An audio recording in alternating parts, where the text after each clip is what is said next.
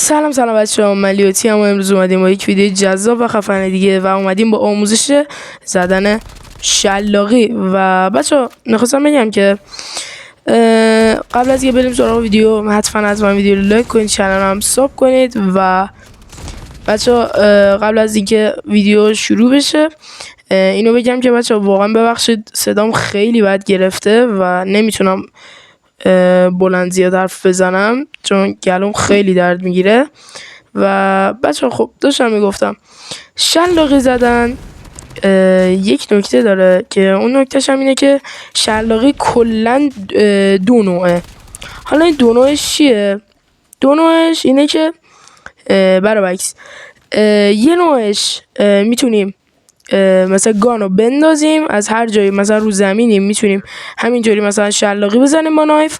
و یه مدل دیگهش هم اینه که میتونید شلاقیتون سیو کنید و نگه دارید و هر موقع بخواید بزنید شلاقی رو.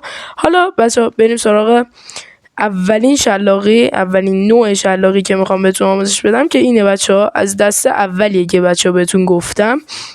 شما بچه‌ها برای زدن این شلاقی باید بپرید، نایف بزنید و سریع سویچ کنید رو گانتون. یعنی فقط لازمه بپرید، پریدن نایف و گان رو بزنید.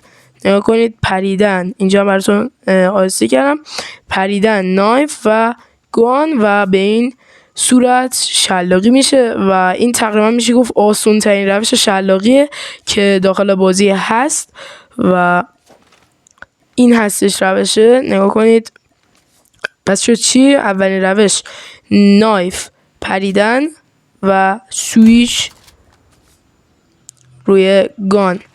و بچه ها بریم سراغ روش دوم. روش دوم هم این هستش، از روی سنگ و یا یه جایی که ارتفاع باشه باید بپریم و وقتی میپریم باید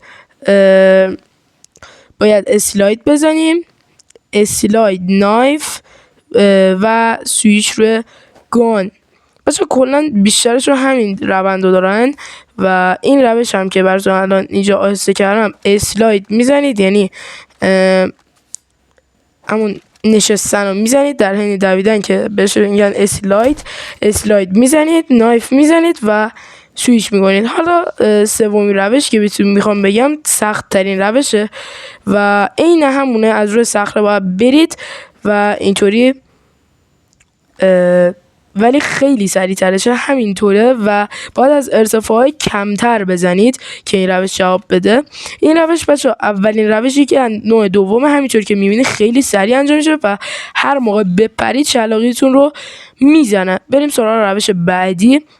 روش بعدی که بهترین روشه، روی جاهایی که شیب هستش باید بزنید و بچه نگاه کنید جایی که شیب هست یه اسلاید میزنید، اسلاید جامپ نایف و سویچ رو گان که بچه خیلی سخت هستش تقریبا برای کسایی که تابال بلد نیستن، یعنی مثلا بلد نیستن بزنینو این روش سخته. و همینطوری که داریم میبینید اسلاید، پس چی شد؟ اسلاید جامپ نایف و سویچ روی گانتون. حالا گانتون فرق نمیکنه چی باشه، هر چی میخواد باشه و بهترین روش شلاقی تو کل بازی به نظر من همین روشه و سخت ترین هم روش سوم و یا همون روش قبلیه که رو سنگ با هم میزدیم یا موانعی که خیلی کوتاه بودن.